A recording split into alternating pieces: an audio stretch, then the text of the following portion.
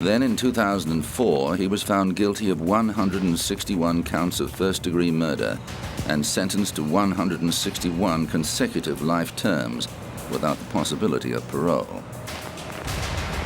In return for lesser charges, Portier pleaded guilty and testified for the prosecution. He served 8 years of a 12-year sentence and was released into the Witness Protection Program. Today, the site of the bombing has been transformed into a national park that contains a memorial commemorating those who lost their lives in one of the worst acts of terrorism in U.S. history.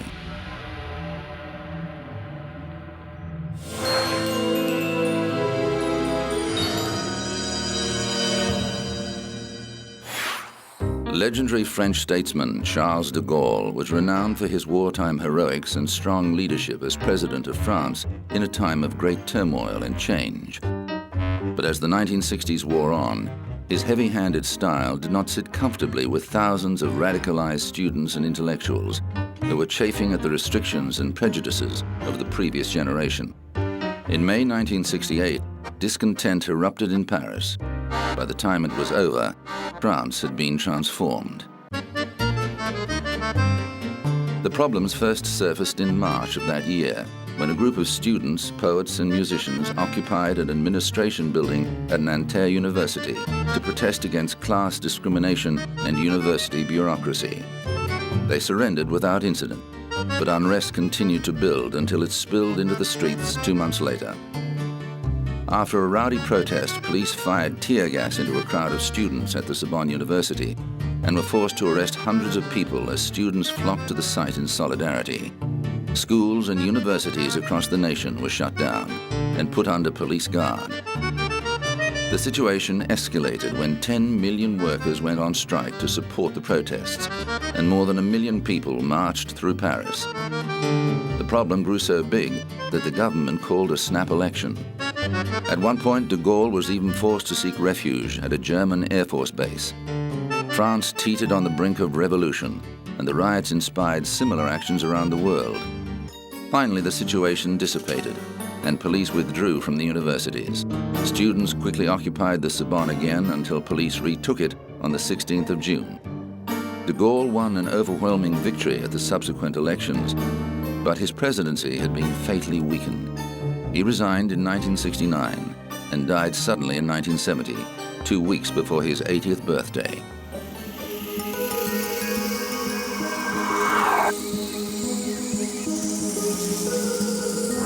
Coming up, the hijack that ended at Dawson's Field.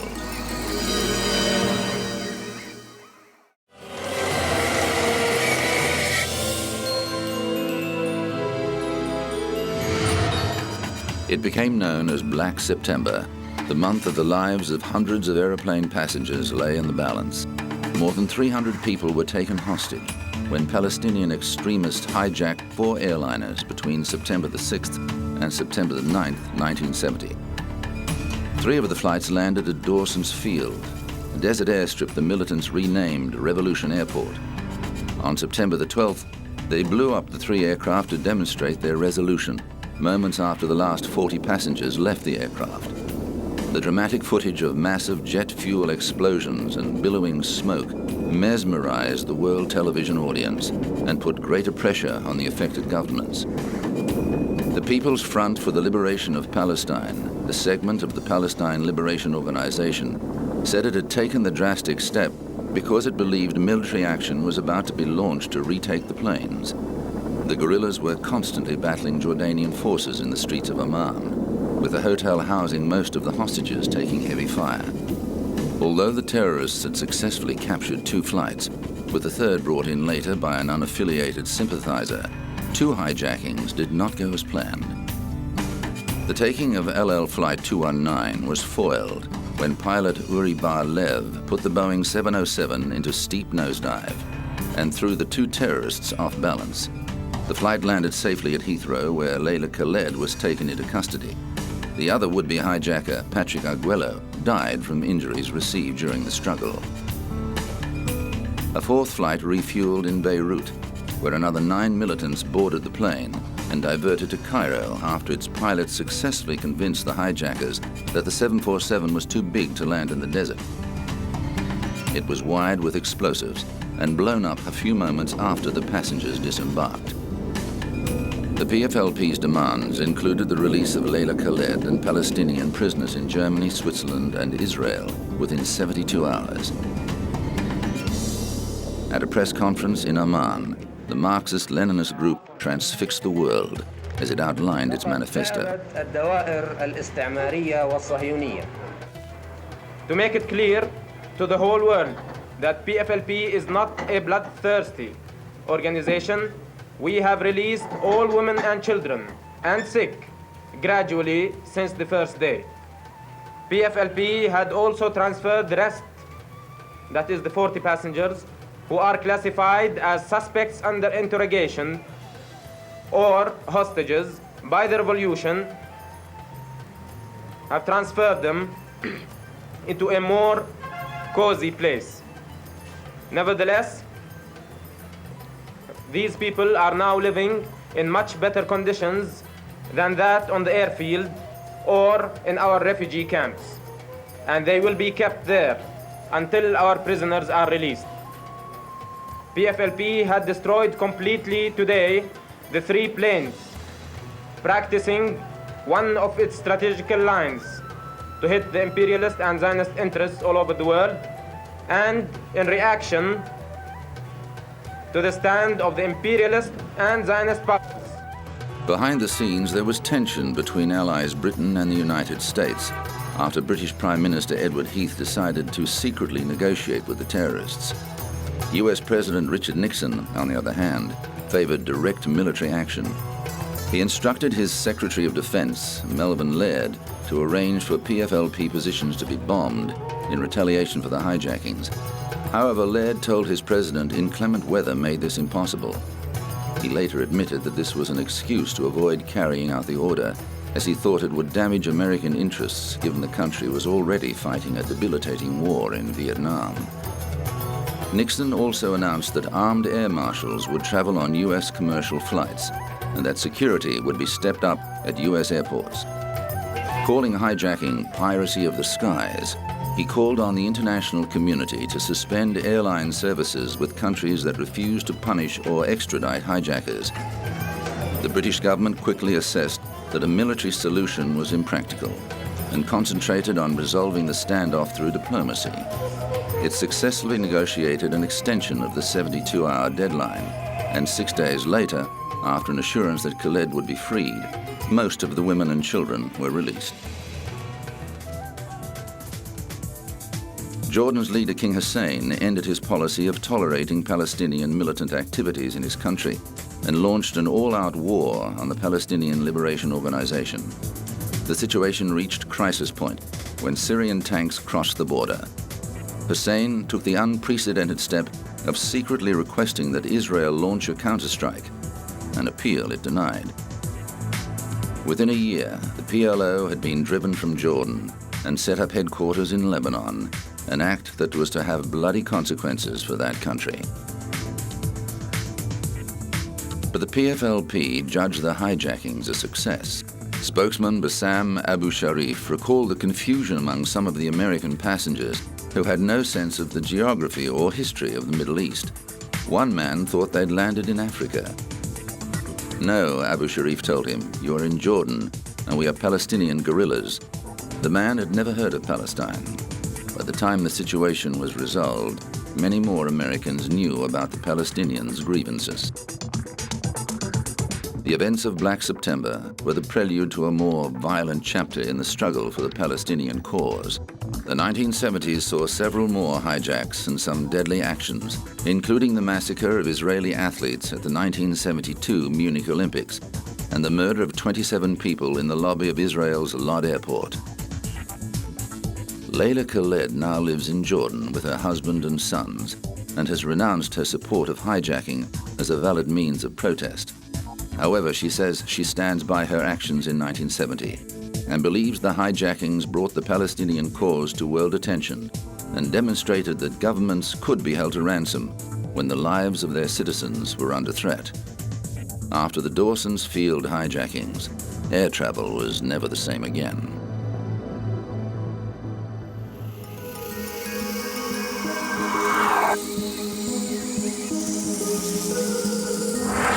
Coming up, Naomi Campbell's costly temper tantrum.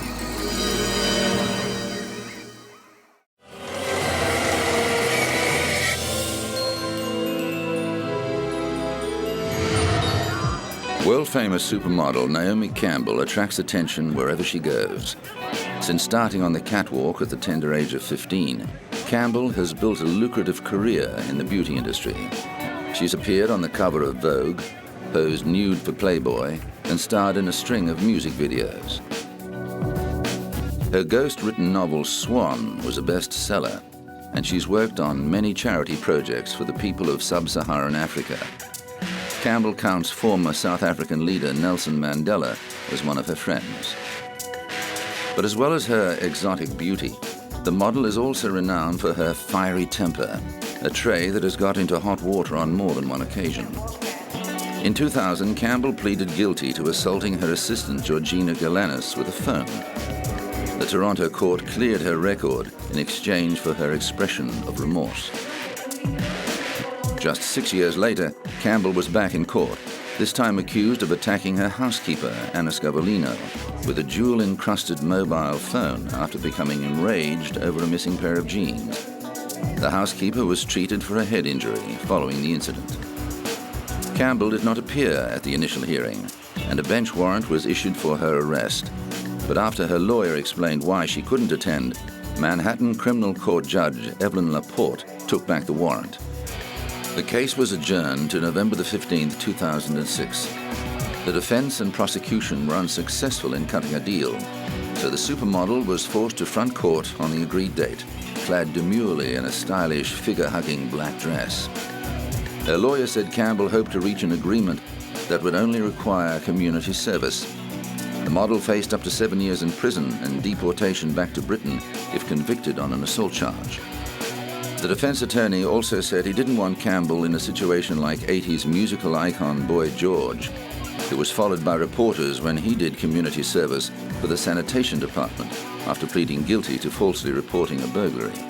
He said Campbell was fully aware of the gravity of the situation. Naomi is taking it seriously, but I don't think that's any big whoop, because no one who's gone through the system, who's been arrested and fingerprinted and photographed and brought in front of a judge and bail was set, no one under those circumstances takes these things cavalierly.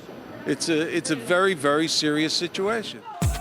Campbell was also hit with a lawsuit from another former employee who said the British model viciously assaulted her while calling her a dumb Romanian. The lawsuit by Gabby Gibson called Campbell a violent super bigot. Gibson said the model hit her, called her names, and threatened to charge her with theft after being unable to find a pair of jeans designed by Stella McCartney. The maid worked for Campbell from November 2005 to January 2006.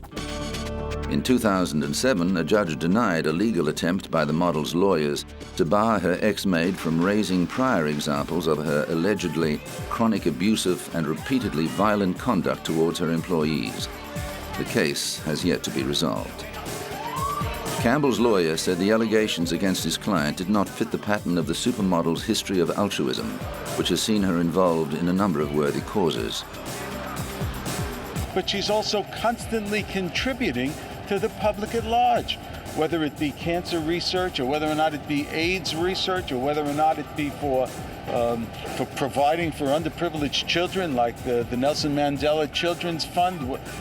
All over the world, she has done a magnificent job to circumvent all of that and suggest that she's a discriminating individual or a hateful individual is just absurd. It just doesn't fit within the fabric. On the matter of the telephone assault, Campbell's defense team struck a deal with the prosecution that saw the supermodel pleading guilty to reckless assault in exchange for 5 days of community service. Campbell served her sentence at a New York City Sanitation Department garage, where she swept and mopped offices and bathrooms between the hours of 8 a.m. and 4 p.m. Campbell was also ordered to pay her maid's medical expenses and to attend a 2-day anger management program. But just a year later, Campbell was banned from flying on British Airways after an incident at Heathrow's Terminal 5. The 37-year-old model was arrested on suspicion of assaulting a police officer and later released on bail after being removed from a flight to Los Angeles.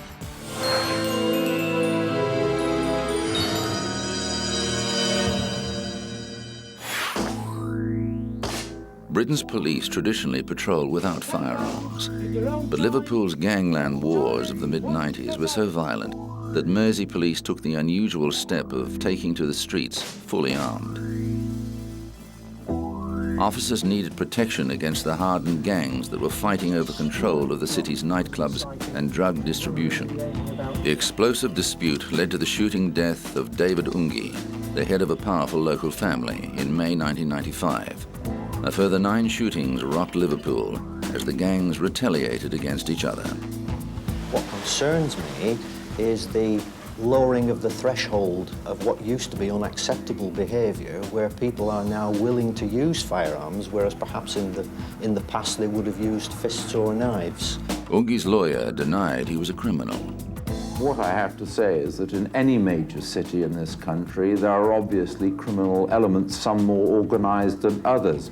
But I'm not aware, as a solicitor who's been practicing here for 20 years, of any organised mafia in this city. Certainly in my conversations with senior police officers, there's been no suggestion that my clients are part of a criminal mafia. But the godfathers of crime in Liverpool had access to some of the deadliest weapons. One police raid netted 4 Uzi machine guns.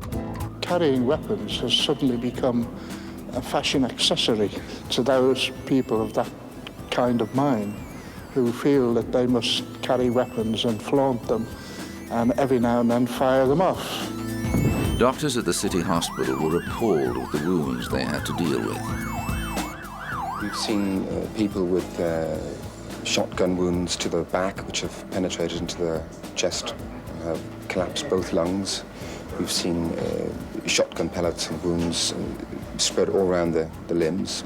We've seen limbs almost taken off with shotgun sprays. We've obviously seen chest injuries of all sorts.